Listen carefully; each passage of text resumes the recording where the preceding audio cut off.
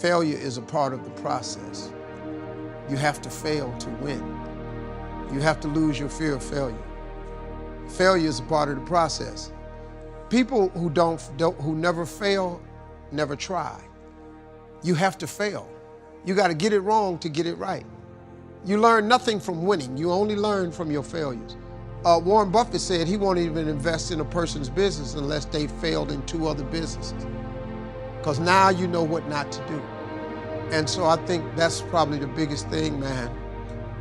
I've overcome so many failures. I've failed more times than I've succeeded. That's, I tell you the truth, man. It's like Michael Jordan. Michael Jordan took 949 game-winning shots. He only made 123. He's the greatest basketball player to ever live. He only made 123 game-winning shots. He took 949 of them. All you gotta do is win some of the time. A professional baseball player, out of every 10 at bat, if he hits the ball 3 times out of 10, he makes millions of dollars. You understand? If a basketball player makes 50% of his shots, he makes millions of dollars. All he got to do is hit half of them. Not at the free throw, but in the game. That's what you got to learn. Probably the other thing for me is when I stopped living my life in probabilities and started living only in possibility. Probability is when somebody gives you a statistic. Like they told me, 1 in every 20,000 comedians will get on the Tonight Show. That was the odds. And I went, cool. And the dude went, what do you mean cool? I said, I'm gonna get on the Tonight Show. He said, no, you didn't listen to me. He said, 1 in every 20,000 ever make it to the Tonight Show. Excuse me, you did say 1, didn't you? That's the possibility of winning. That's the attitude you have to have about it. All you want to do is live in the possibility and ignore the probability. Probability simply means to me, probably ain't gonna happen. That's what that means to me. Possibility is, it can happen. You just gotta have that, man. We all feel like giving up sometimes. We all go through times where we feel like God is 1 million miles away, but we don't have any idea what He's doing. When we're tired, when we're weary, when we think we just can't go on. Most people are afraid to set great dreams and set big goals because of the fear of failure. There's something much worse than failure. It is the fear of failure. I want to remind you that failure is not final, it's formative. It is part of the process. It's part of the journey. Your failure matters as much as your success. How do you think you're going to grow if you don't ever fail?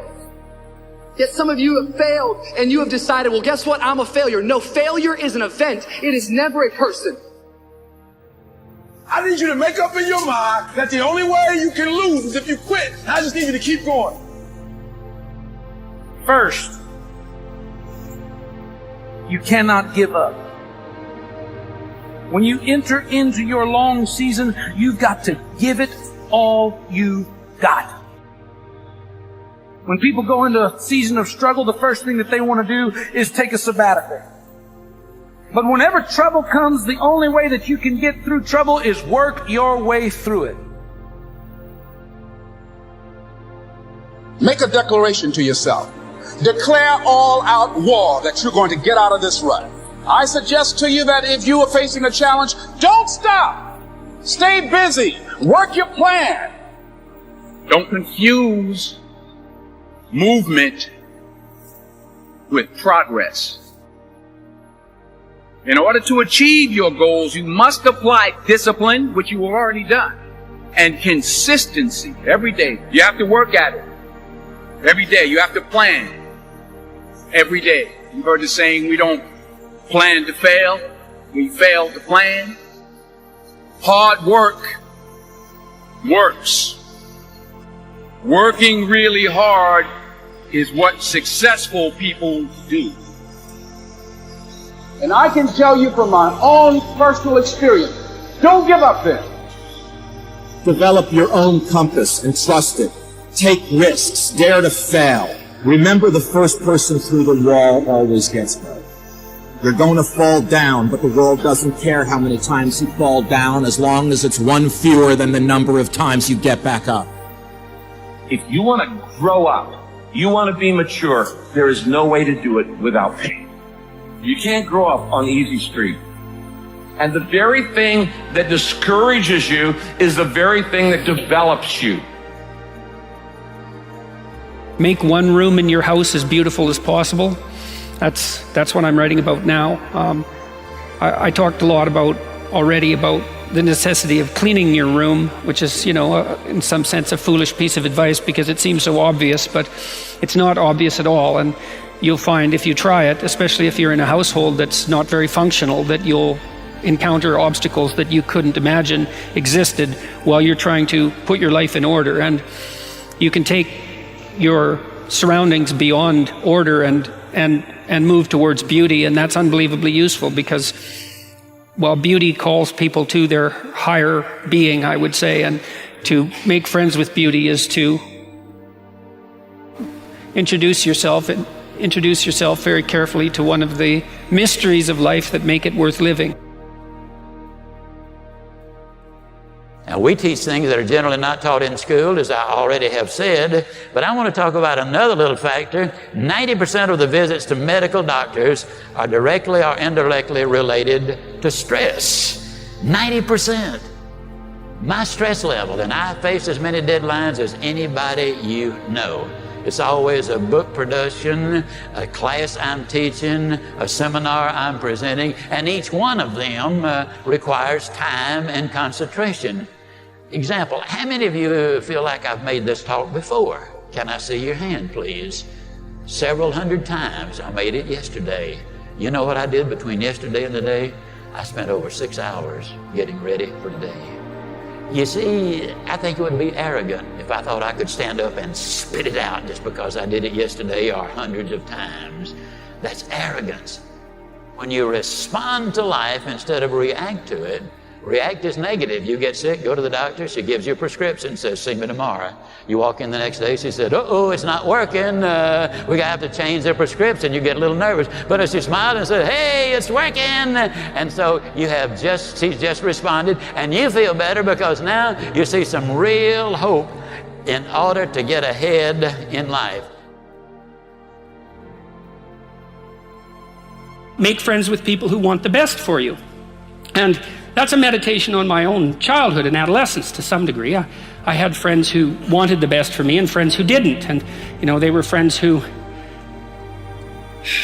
some of them were aiming up and some of them were aiming down. And if you have a friend that's aiming down and you do something that's aiming up, then they're generally not that happy about it. They try to top your accomplishment with one of their own, hypothetical or real, or put down what you're doing, or offer you a cigarette if you're trying to quit and you've kind of done that successfully, or a drink if you've been drinking too much and are trying to stop being an alcoholic, or they're cynical and bitter and devoted towards no good. And sometimes that's family members too, and sometimes it's even part of you, But this chapter is an injunction to people, is like you have an ethical responsibility to take care of yourself, you have an ethical responsibility to surround yourself with people who have the courage and faith and wisdom to wish you well when you've done something good, and to stop you when you're doing something destructive. And if your friends aren't like that, then they're not your friends. And maintaining your friendships with them might not even be in their interest. And so it's a tricky argument to make, because I'm not saying, whenever anyone's in trouble, you should, push them into a ditch and then give them a couple of kicks. That's not the idea. The idea is that, but I had a couple of rules I didn't write about. One was be careful about whom you share good news with. And another was be careful about whom you share bad news with. And those rules ring in people's minds quite quickly. A friend is someone you can share good news with, You go to them and you say, hey, look, this good thing happened to me. And they say, look, I'm so happy that happened to you. Like, way to be. And they don't think, God damn it, why didn't that happen to me? And you didn't deserve it. Here's a bunch of reasons you're stupid and why it won't work. It's like, that's not helpful. And so I would say, if people are, the other thing people are doing, if they're trying to drag you down, let's say, is they're trying to see if you'll put up with it. Because they have this idea that maybe life isn't worth living and things aren't good, and that if they can besmirch, let's say, to use an archaic term, something that's pristine and good, then they demonstrate to themselves that there is no true ideal and that there's no necessary reason to be responsible and to strive forward. And so they use you as a test case. I'll just push you down into the low lobster bin and see how you respond. And if you put up with it, then yeah, my cynicism is fully justified. If you take people and you expose them voluntarily to things that they are avoiding and are afraid of, that they know they need to overcome in order to meet their goals, their self-defined goals. If you can teach people to stand up in the face of the things they're afraid of, they get stronger. And you don't know what the upper limits to that are, because you might ask yourself, if for 10 years, if you didn't avoid doing what you knew you needed to do, by your own definitions, right, within the value structure that you've created to the degree that you've done that, what would you be like?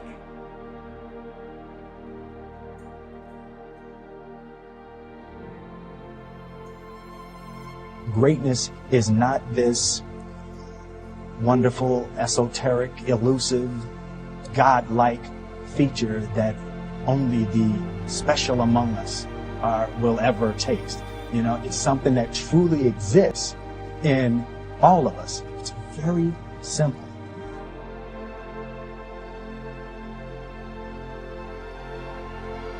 I told myself that this might be your current circumstances, but this will not be how the story ends. All you have to do, E.T., is to survive today. My glory, it doesn't happen in front of a crowd. It doesn't happen in a stadium. It doesn't happen on a stage. There's no medals handed out. My glory happens in the darkness of the early morning, in solitude, alone, where I try. And I try, and I try again to be everything that I possibly can be. The best that I possibly can be. Better than I was yesterday.